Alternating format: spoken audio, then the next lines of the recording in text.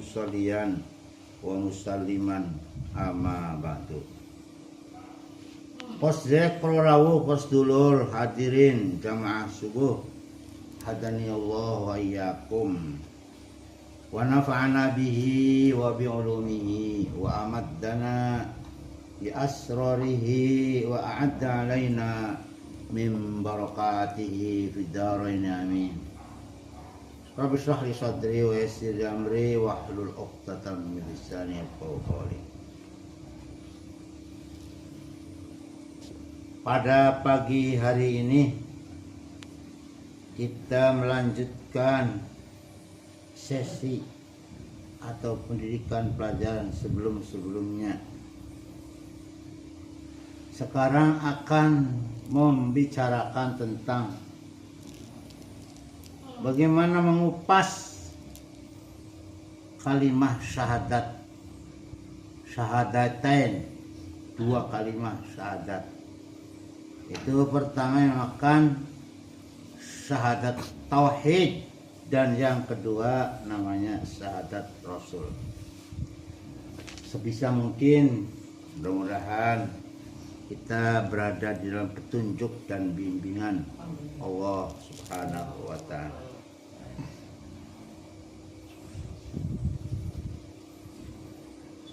Bagaimana hakikat kenabian yang terkandung dalam kalimat wa asyhadu anna Muhammadar Rasulullah. Kalau kalimat tauhid yang pertama asyhadu an la ilaha illallah, itu sebetulnya harus lebih dulu kita pahami, mudah-mudahan mengerti. Dua kalimat ini tidaklah terpisah ceraikan. Yang pertama syahadat tauhid, asyhadu an la ilaha illallah, dan yang kedua syahadat rasul, wa asyhadu anna Muhammadar Rasulullah sallallahu alaihi wasallam. Mengutip keterangan dari Imam Ghazali, dia berkata di dalam kitab yang punya judul namanya Al-Munqidh Minad Dolal, yang artinya pembebas dari kesesatan. Kitab Al-Munqidh Minad Dolal judulnya. Bahwa manusia itu pada asalnya belum mengetahui apa-apa, belum mempunyai pengertian tentang alam semesta ini. Artinya manusia tidak mengetahui sesuatu sebagai ciptaan Tuhan. Sedangkan alam semesta itu tak terhitung jumlahnya. Allah Subhanahu wa ta'ala juga yang mengetahuinya. Sesuai dengan firman Allah Subhanahu wa ta'ala di dalam Al-Quran surat Al-Mudassir ayat 31 menjelaskan bahwa ada kata yang namanya wa ma ya'lamu junuda rabbika illahu. Tidak ada yang mengetahui tentara Tuhanmu melainkan Dia juga, Allah sendiri yang mengetahuinya. Demikianlah firman Allah Subhanahu wa ta'ala, bahwa manusia mengenal alam itu dengan perantaran idrok. La tudrikuhul absaru, idrok, idrokun jazimun, penemuan, pemahaman yang mantap. Dengan perantaraan idrok yang disertakan Allah kepada manusia.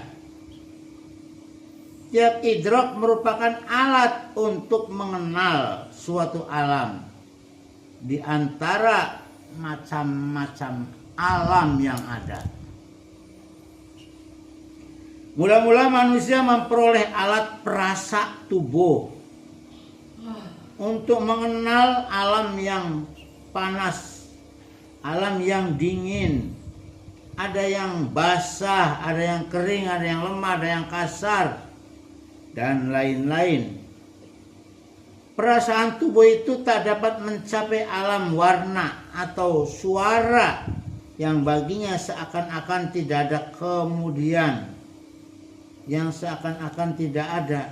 Kemudian manusia dianugerahi Allah dengan penglihatan untuk mengenal warna dan bentuk, bahwa suatu alam yang paling luas di antara alam panca indera.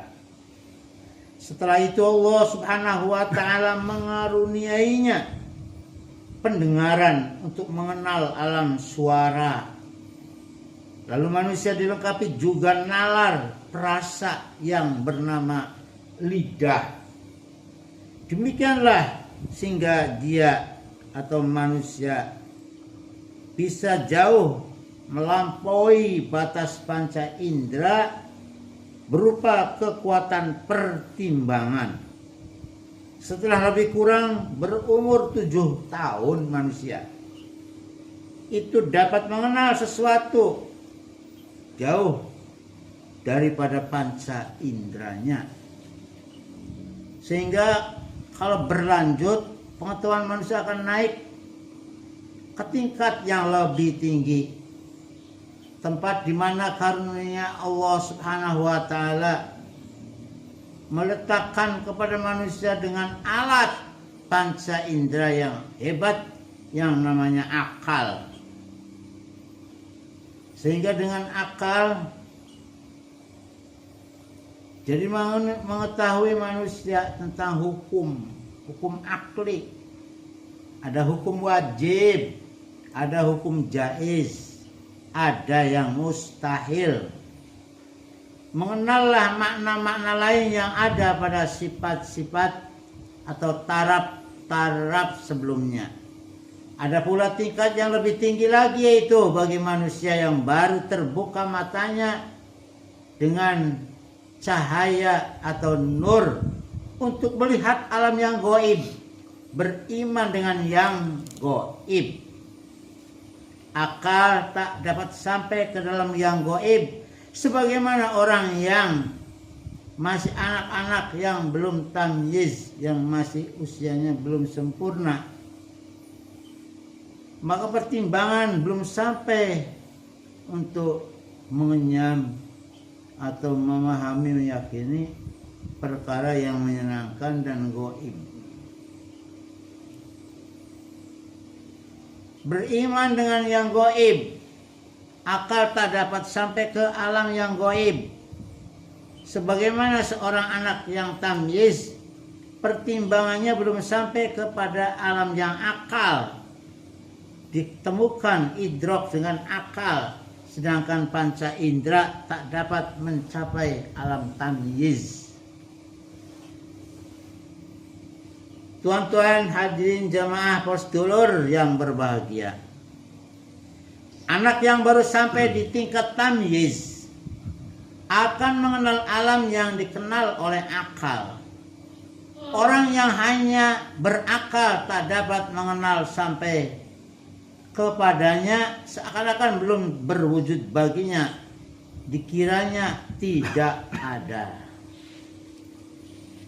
Perhatikan anak-anak yang baru dikaruniai Allah alat panca indera.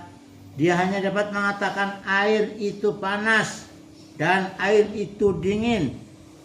Baru diketahui setelah disentuh dengan tubuhnya. Jika tidak menerima kalau perkataan dikatakan air panas atau dingin umpamanya, karena belum bersentuh oleh panca indera. Ada yang mengatakan bahwa bulan itu hanya sebesar tampah, maka dengan segera ia menolak karena tidak masuk di dalam akalnya. Ada lagi yang lebih tinggi dari hukum akal, sedangkan akal sendiri belum mampu menerimanya, yaitu hukum nur yang dilimpahkan Allah ke dalam hati orang yang beriman, seperti melihat alam yang gaib atau melihat orang di dalam mimpi. Ia dapat melihat apa yang akan terjadi di masa yang akan datang dengan cara yang terang atau berupa perumpamaan yang dapat diartikan, ditakbil dalam mimpi. Maka pada waktu mimpi itu akal tidak berfungsi, aliran akalnya diam. Ia melihat sesuatu dalam mimpi itu dengan menggunakan mata hati. Kalau akal merupakan suatu tingkatan tempat dapat melihat alam yang tak dapat dikenal oleh panca indera. Maka sekali lagi, kenabian hukum nur adalah tingkat yang lebih tinggi, yaitu manusia dapat melihat alam yang masih gaib, alam gaib dengan serta semua rahasia-rahasia lainnya yang tidak dapat dicerna, ditemukan oleh akal. Keraguan-keraguan terhadap kenabian itu memang dimaklumi karena dia di satu pihak menggunakan hukum akal semata-mata dan di lain pihak menggunakan hukum nur seperti sifat khusus bagi para rasul dan para nabi. Kebanyakan manusia menerima wahyu. Mereka nabi yang menerima wahyu dan dikuatkan dengan mukjizat. Ini dapat dikenal dengan alat yang namanya zauq, rasa, yaitu dengan menempuh jalan hidayah yang dikaruniakan Allah berupa nur atau cahaya. Untuk menerima urusan kenabian, dengan demikian akan timbul tasdiq, yakni membenarkan dan menyaksikan kenabian. Iman kepada seorang nabi dan pemimpin yang memperoleh ilham dan wahyu itu merupakan sudut yang kedua bagi struktur masyarakat Islam, yakni wa asyhadu anna Muhammadar Rasulullah. Para pemeluk agama Islam sangat beruntung memperoleh nabi yang diyakini yang namanya Muhammad sallallahu alaihi wasallam, karena menurut keterangan bahwa beliau Nabi Muhammad sallallahu alaihi wasallam terjadi atas dua rupa. Terjadi atas dua rupa, maksudnya bisa dipandang dari dua sisi, yakni berupa yang qadim dan rupa yang azali. Bentuk pertama berupa nur. Beliau terjadi sebelum terjadinya seluruh yang ada. Dari nur atau darinya lah disauq segala ilmu dan irfan, seperti sabda Rasulullah sallallahu alaihi wasallam, ya Jabiru innallaha khalaqa qablal asya'a nuru nabiyyika min nurih. Kata-kata sabda Rasulullah SAW ini boleh kita pelajari supaya mengerti. Ya Jabiru, Nabi mengatakan kepada salah seorang sahabat yang namanya Jabir, hai Jabir, innallaha khalaqa qoblal asya'a nuru nabiyyik.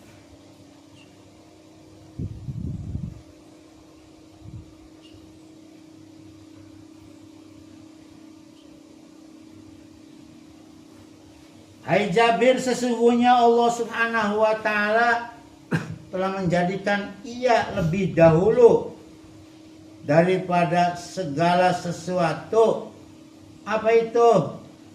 Yang dijadikan adalah nur nabimu yang dijadikan dari zatnya Allah subhanahu wa ta'ala sebagai bahan dasarnya dicuil dari zat Allah subhanahu wa ta'ala, itu menciptakan makhluk yang namanya nur. Awwalu ma khalaqallah, pertama sesuatu yang Allah subhanahu wa ta'ala jadikan, nurun nabiyyika ya Jabir, yang Allah ciptakan yang pertama adalah nur Allah subhanahu wa ta'ala, hai Jabir.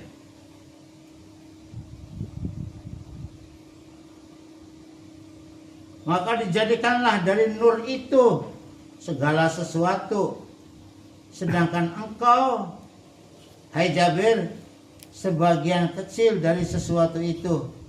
Kemudian Allah berfirman, dikaitkan dengan firman Allah, laqad ja'akum minallahi nur, sesungguhnya telah datang kepadamu dari Allah, yaitu nur Nabi kita Muhammad sallallahu alaihi wasallam.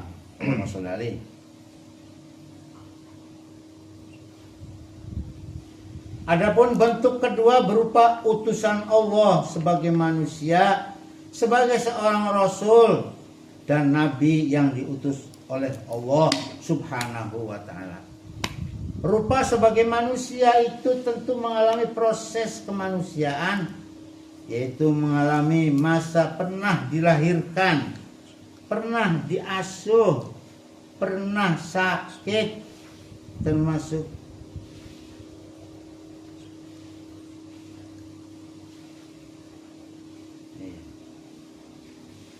diasuh, disakit, pernah dialami oleh Rasul, pernah beliau sendiri beristri, mempunyai keluarga, pernah terkepung sebagai pemimpin peperangan, pernah berdakwah, bertabligh, menyeru, berdakwah dan akhirnya mengalami maut. Tetapi rupanya yang qadim tetap diliputi alam.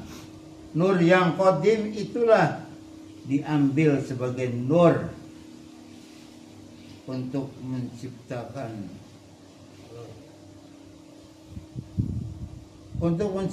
semuanya nabi dan rasul dan seluruh aulia Allah sallallahu aulia Allah taala.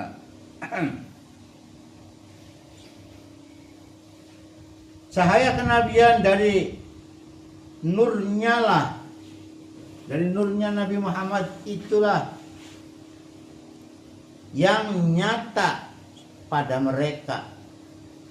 Dari cahayanya lah diambil satu cibuk dari lautan cahaya Rasulullah sallallahu alaihi wasallam, yaitu suatu cahaya yang lebih bercahaya dan lebih nyata dan qadim daripada segala sesuatu. Dialah yang dinamakan cahaya yang awal, hendaknya mendahului segala kehendak, wujudnya mendahului segala yang adam, namanya mendahului atas kolam, karena dia Muhammad telah menjadi sebelum terjadinya segala apa yang terjadi.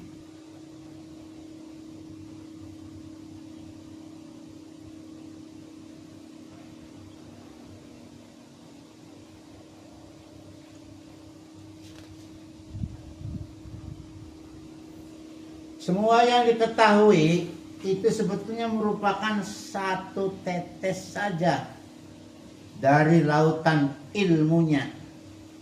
Di atasnya mega bergemuruh, di bawahnya kilat menyinar dan memancar, menurunkan hujan, menciptakan kesuburan. Segala ilmu adalah setetes dari air lautnya. Segala hikmah hanyalah satu piala dari sungainya. Seluruh zaman adalah satu saat kecil dari masanya yang jauh lebih luas. Dalam hal kejadian bahwa Muhammad Rasulullah adalah yang awal berupa nur, berupa cahaya. Dalam hal kenabian beliau nabi yang paling akhir, bahkan dikatakan nabi akhiruz zaman, lebih didahului oleh nabi-nabi lain. Dan yang terdahulu disebut namanya Nabi Adam alaihis salam.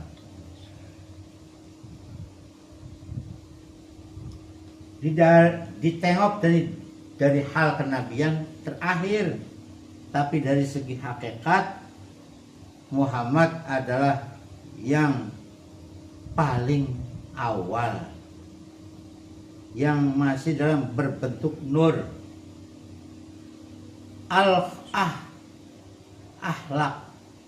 Al-akhlak dengan yang al-akhlak adalah dengan dia. Al-akhlak adalah dengan dia. Dengan dialah akan nyata hakikat. Dialah yang pertama. Yang pertama dalam hal hubungan atau wasilah. Dialah yang batin dalam hakikat, dan dialah lahir dalam hal makrifat.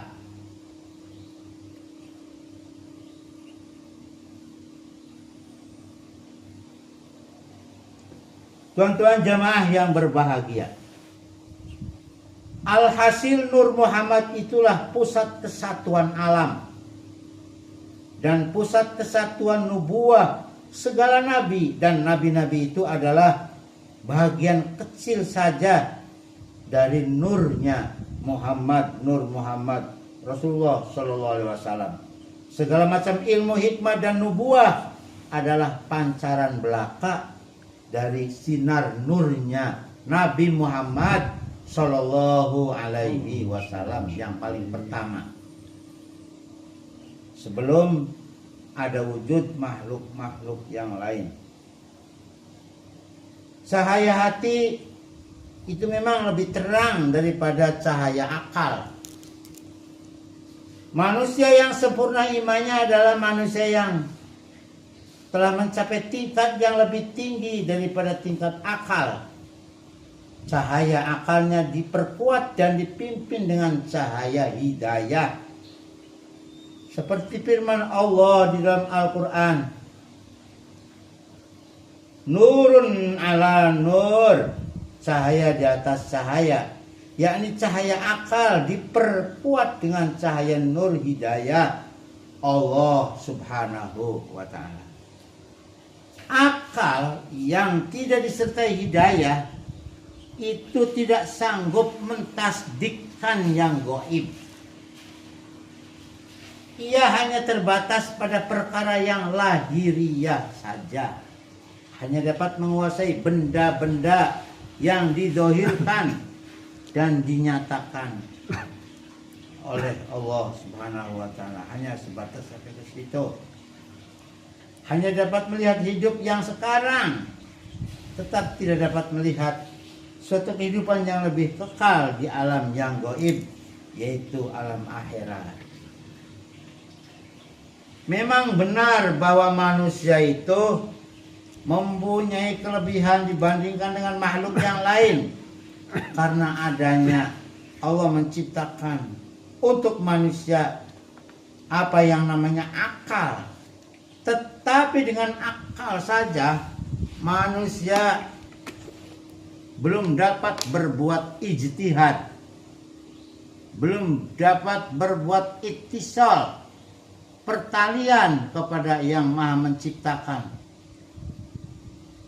kepada Allah Subhanahu wa ta'ala. Setiap hati yang ada hubungannya dengan Allah adalah hati yang dilimpahi dengan nur Rasulullah Sallallahu Alaihi Wasallam. Ia dapat mencapai puncak keindahan dan kebahagiaan. Sedangkan keindahan hanya dapat dirasakan oleh hati nurani. Hati nurani tidak akan mati karena sebab kematian tubuh. Bahkan dengan kematian yang baru dirasakan oleh tubuh, cahaya hati lebih dibuktikan.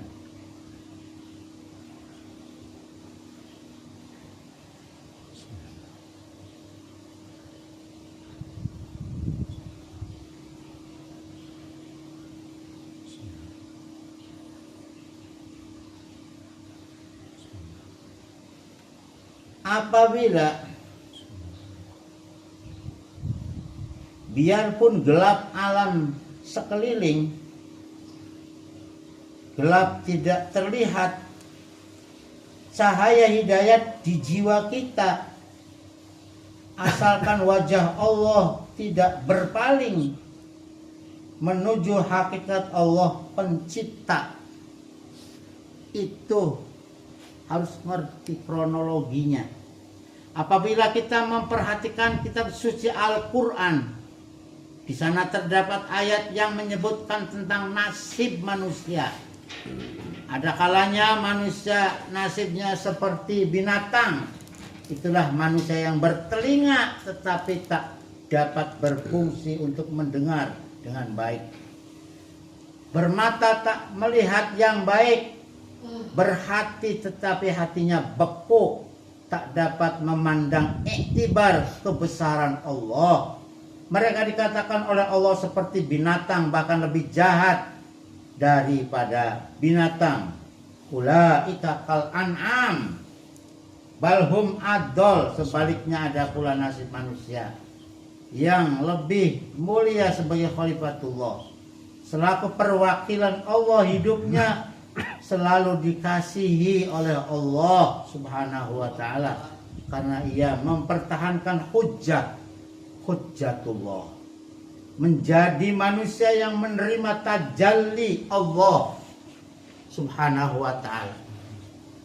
Karena telah dilimpahi nur, hatinya selalu menerima bayangan asma Allah. Manusia seperti ini adalah manusia yang berderajat, yang berpangkat mulia di sisi Allah Subhanahu wa ta'ala, dan punya atau berkelebihan dibanding dengan makhluk-makhluk lainnya di alam ini. Allah berfirman, wa huwallazi ja'ala lakum khalaifal ardi wa rafa'a ba'dakum fawqa ba'd darajat liyabluwakum fima atakum. Dialah Allah yang menjadikan kamu semua sebagai khalifahnya, wakilnya, pengendali bumi semesta ini, ditingkatkannya dalam derajat kedudukan seseorang di atas yang lainnya, agar dapat dicoba kamu dalam hal yang telah dicirikannya kepada kami. Manusia yang diangkat menjadi khalifahnya Allah adalah manusia-manusia yang telah menghilangkan sifat-sifat kerendahan, lalu diganti dengan sifat-sifat Allah dan perangai Allah, seperti Rasulullah SAW dalam sabdanya, tumbuhkanlah olehmu pada dirimu perangai Allah seperti sifat Rahman dan Rahim. Dengan demikian sampailah manusia tersebut pada makom Jamalullah, yakni bersifat dengan sempurna. Maka dengan demikian barulah si hamba itu layak disebut sebagai khalifatullah. Firman Allah ini, ja'ilum fil ardi khalifah. Aku akan menjadikan kamu di muka bumi ini sebagai khalifahku, yakni orang yang mempertahankan hujjatullah. Allah menganugerahi nur hidayah yang terbagi atas 3 bagian. Pertama, hidayah ilmu dan amal. Yang kedua, hidayah berupa nur yang disinarkan pada hati seseorang sehingga ia melihat dirinya banyak kesalahan seperti laku maksiat dan bahkan syirik khafi. Yang ketiga, hidayah yang berupa nur yang dimasukkan ke dalam hati sehingga terbuka rahasia wujud Allah, asrarul wujud. Maka di dalam kitab Ihya Ulumuddin karangan Imam Ghazali dikatakan bahwa mencapai suatu pengertian dengan alasan dan bukti serta keterangan itulah baru dinamakan ilmu. Lalu memahaminya dinamakan dengan zauq atau rasa yang dirasakan di dalam qalbu, sedangkan menerimanya karena percaya maka dikatakan iman. Orang yang beriman dan dikaruniai ilmu diangkat oleh Allah beberapa derajat. Adapun orang di luar dari yang disebut di atas, mereka adalah orang yang jahil, yang menolak semua itu dari dasarnya dan merasa heran mendengar ceritanya atau mendengar sambil mengejek. Mereka itulah yang hatinya telah disetempel, dicap oleh Allah dengan buta mata hati. Na'udzubillahi min dzalik. Nabi Muhammad SAW, tuan-tuan yang mulia, itu adalah bapaknya arwah. Dan Nabi Adam alaihissalam adalah bapak jasad. Salah satu pokok dari intisari ajaran tauhid adalah memahami cara mendalam tentang hakikat Muhammadiyah. Mendalam tentang mengerti hakikat Muhammadiyah, yaitu Nur Muhammad Sallallahu Alaihi Wasallam sebagai asal usul segala kejadian di alam yang terbuka kita lihat saksikan sekarang ini. Padanya Nur Muhammad terdapat segala kesempurnaan amal perbuatan dan ilmu pengetahuan, dan melalui perantaraannya seluruh alam ini akhirnya dijadikan oleh Allah Subhanahu wa ta'ala. Nur Muhammad itulah pusat kesatuan alam. Nur Muhammad itulah pusat kesatuan alam dan pusat kesatuan nubuwah segala nabi-nabi. Sedangkan para nabi itu ada dengannya, yaitu sebab didahului oleh Nur Muhammad. Nur Muhammad itulah pusat kesatuan alam dan pusat kesatuan nubuwah segala nabi-nabi. Sedangkan para nabi itu ada dengannya Nur Muhammad dengan nubuahnya Muhammadiyah, ataupun dirinya hanyalah sebagai bagian dari cahaya Nur Muhammad Sallallahu Alaihi Wasallam. Segala macam ilmu, segala macam hikmah dan nubuah adalah pancaran dari sinar atau pancaran dari Nur Muhammad Sallallahu Alaihi Wasallam semata. Tuan-tuan hadirin postrek dulur yang berbahagia, Rasulullah SAW bersabda, "Aku adalah nur antara sisi Allah sebelum Allah menjadikan Nabi Adam alaihi salam lebih dahulu ribuan tahun. dijadikan Allah nur itu mengucap tasbih, dan mengucap tasbih pula malaikat bersama dengan nur.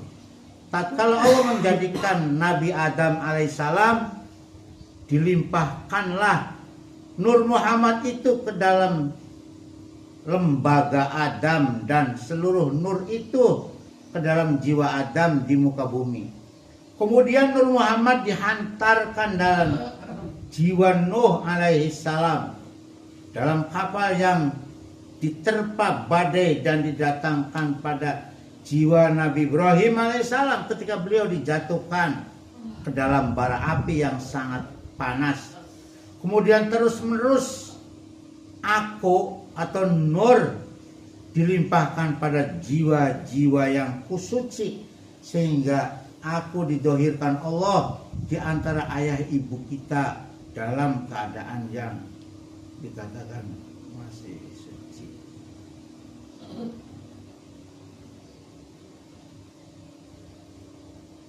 Tatkala semua kejadian Muhammad Sallallahu Alaihi Wasallam dalam alam syahadah, alam yang nyata, maka jadilah daripadanya itu segala alam yang lain. Maka ruh Nabi Muhammad Sallallahu Alaihi Wasallam itu adalah bapak segala arwah, sedangkan Nabi Adam alaihissalam jasad, bapak segala tubuh. Rasul bersabda, ana abul arwahi wa adamu abul bashari. Kami, kata Nabi, aku, ujar Nabi, bapaknya segala arwah, dan Nabi Adam adalah bapak segala diri, jasad. Syekh Muhammad Saman bin Abdul Karim radhiyallahu anhu berkata dalam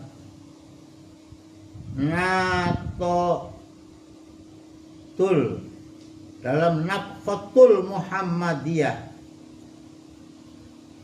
kata Syekh Muhammad Saman bin Abdul Karim, tercatat ucapannya di dalam Nafqatul Muhammadiyah bahwa Nabi Muhammad bernama Ahmad. Huruf alif menunjukkan mesranya rahasia zat itu pada tiap-tiap zarrah dengan alam ini, sedangkan huruf H menunjukkan hayat dalam kehidupan segala alam yang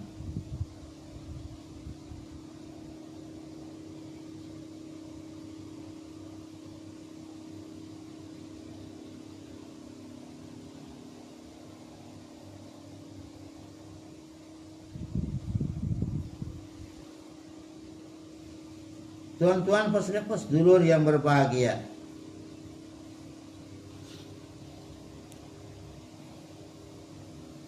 Dalam Al-Quran surat Yusuf, bukan surat Yusuf, surat As-Saff, surat As-Saff ayat 6, firman Allah menyatakan, wa idh qala Isa ibnu Maryama ya bani Israila inni Rasulullah ilaikum musaddiqan lima baina yadai minat Taurah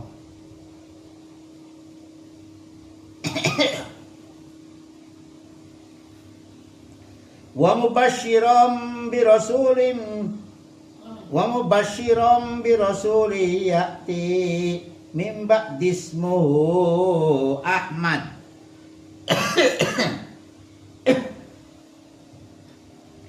wa idh qala Isa ibnu Maryam ya bani Israila inni Rasulullah ilaikum musaddiqan lima baina yadayhi minat Taurah wa mubasyiran bi rasulin ya'ti min ba'di ismuhu Ahmad. Ingatlah ketika Isa putra Maryam yang lahirnya di dunia lebih dulu sebelum Nabi Muhammad. Ingatlah ketika Isa putra Maryam berkata, mengatakan kepada Bani Israel, hai Bani Israel, sesungguhnya aku adalah utusan Allah.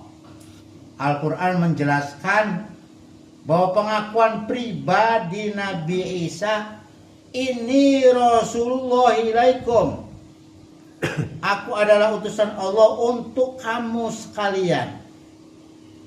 Musaddiqan lima baina yadayhi minat taurati wa mubasysyiran bi rasuli ya'ti mim ba'dismuhu Ahmad. Membenarkan kitab yang diturunkan sebelum kamu, yaitu Taurat, dan memberi kabar gembira dengan akan datangnya seorang rasul. Nabi belum lahir. Seorang rasul yang dikehendaki oleh Muhammad, yang akan datang sesudahku, yang bernama, rasul itu namanya Ahmad. Syekh Abdul Ghani An-Naisaburi An-Nabilasi, Syekh Abdul Ghani An-Nabilasi Qaddasallahu sirrah berkata bahwa ruh segala jasad itu hanya satu, sedangkan yang berbilang-bilang adalah nafas, nafsu, jiwa. Ruh adalah hak Allah, yakni urusan Allah, kepunyaan Allah. Ruh tidak akan mati, sedangkan yang mati adalah nafsun, jasad, jiwa. Selanjutnya dijelaskan pula bahwa Nabi Muhammad SAW itu bapak dari segala sesuatu.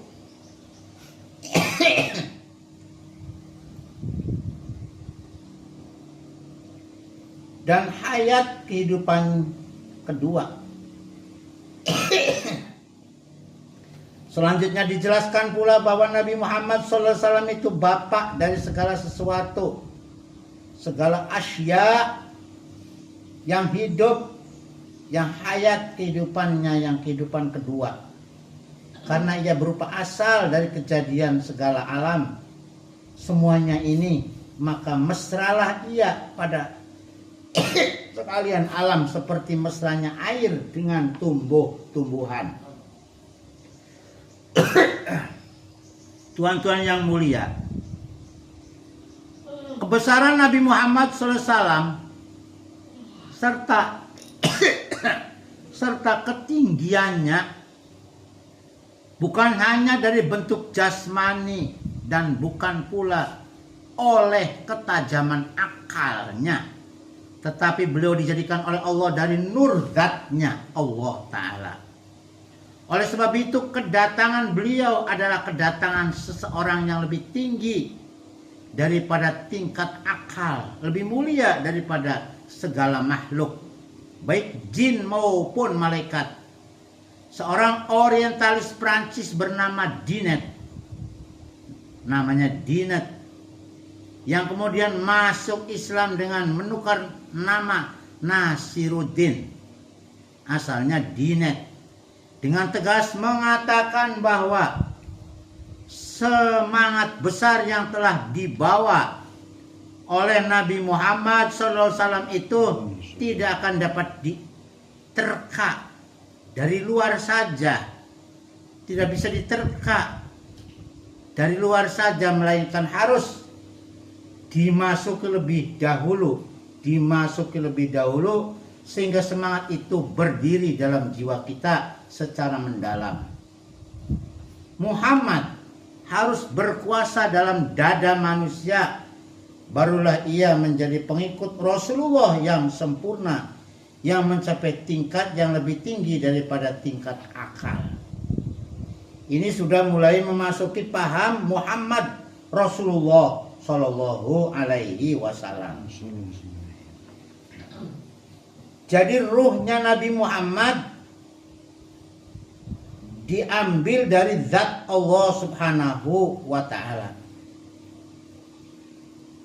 Nur Muhammad itu, yang daripada Nur Muhammad Allah ciptakan ruh yang lain, bahkan jasad dari segala sesuatu, benda-benda segala sesuatu itu sumber atau bahan dasarnya berawal dari Nur Muhammad yang diciptakan oleh Allah, yang berasal dari zatnya Allah Subhanahu wa ta'ala. Arwah-arwah manusia itu berasal dari Nur Muhammad. Maka pengakuan Nabi dinyatakan kepada Jabir, ana abul arwah, aku ini adalah induk segala roh. Ana minallah, sedangkan saya sendiri, kata Nabi, asalnya berasal dari zat Allah Subhanahu wa ta'ala. Wal mu'minuna minni, sementara ruh-ruhnya seluruh orang yang beriman berasal dari nurku, nur Nabi Muhammad sallallahu alaihi wasallam. Di sini akan terjadi barang yang mungkin bila terjadi rancu untuk menemukan i'tikad. Kok saya juga baru dengar? Maka barang siapa yang mengalaminya hanya akan dapat mengatakan bahwa itu suatu hal yang tak dapat diterangkan dengan idrok penemu, baik utama, dan janganlah lagi bertanya-tanya. Yaitu yang sering kita dengar, orang yang beriman dan bertakwa mempunyai sifat tolab, rasa ingin tahu, terus ingin lebih tahu, ingin lebih luas, ingin lebih mendalam tentang asya, tentang segala sesuatu. Tidak merasa puas dengan ilmu yang ada, terus ingin belajar terus. Dan akhirnya akan menemukan wa fawqa kulli dzi ilmin alim. Dan di atas orang yang punya ilmu pengetahuan ada yang lebih tahu. Atau di atas langit masih ada langit. Siapa yang lebih tahu? Adalah Allah Subhanahu wa ta'ala. Jadi kalau belajar silsilah ilmu harus dari orang per orang, guru. Harus sampai kepada sumbernya, yaitu sampai kepada Rabbul Arbab. Harus sampai kepada Nabi, melalui Nabi sampai kepada malaikat Jibril, dan akhirnya dari sumbernya yang asli sampai akan ketemu bahwa ilmu itu yang sejati berasalnya dari Allah Subhanahu wa ta'ala. Maka dikatakan thalabul ilmi faridatun, menuntut ilmu itu sangat dianjurkan, dipardukan sekali, diharuskan sekali ala kulli muslimin wa muslimatin. Faman tabi'ahu daya fala khaufun alaihim walahum yahzanun. Barang siapa mengikuti petunjukku, maka ia tidak akan takut dan tidak akan bersedih atau bersusah hati. Tetapi kalau kita menemukan sesuatu tidak jelas sampai kemana titik akhir asalnya ilmu itu, maka akhir terjadi ragu-ragu. Maka Allah berfirman dalam surat Al-Alaq, Iqra bismi rabbikal ladzi khalaq. Bacalah olehmu dengan nama Allah yang menjadikan segala sesuatu, termasuk yang menjadikan ilmu. Subhanaka la ilma lana illa ma 'allamtana innaka antal alimul hakim. Sampai-sampai malaikat angkat tangan, saya nggak ngerti apa-apa, tanpa dituangi hidayah rahmat dari Allah Subhanahu wa ta'ala. Nggak tahu. Berarti ilmu pengetahuan itu berasal atau terbit dari sifat Allah Al-Alim, yang maha mengetahui. Subhanaka la ilma lana illa ma 'allamtana. Enggak punya ilmu apa-apa. Aslinya makhluk itu termasuk malaikat dan manusia nol, enggak punya ilmu. Illa ma 'allamtana, baru punya ilmu setelah dituangkan hidayah dari Allah, sifatnya Al-Alim, maka manusia mulai sedikit mengerti. Maka ada sandaran, Iqra bismi rabbikal ladzi khalaq. Bacalah dengan nama Tuhanmu yang telah menjadikan. Selaku kalau selama ini manusia membaca, menganalisa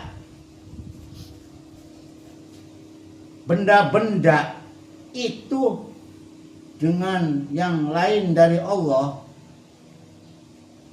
akan menemukan keraguan, rancu. Makanya sekarang disuruh membaca dengan mengatasnamakan Allah yang menjadikannya, sehingga akan tampak asma Allah di seluruh alam. Kalau segala sesuatu itu terbit dari asma Allah Al-Alim, maka orang yang punya idrak ilmu, nur akli dan nur ilmu akan tembus sampai kepada yang maha mengetahui, akan tembus kepada terbit yang pertama, Allah subhanahu wa ta'ala. Maka karena Muhammad lah itu alam dijadikan.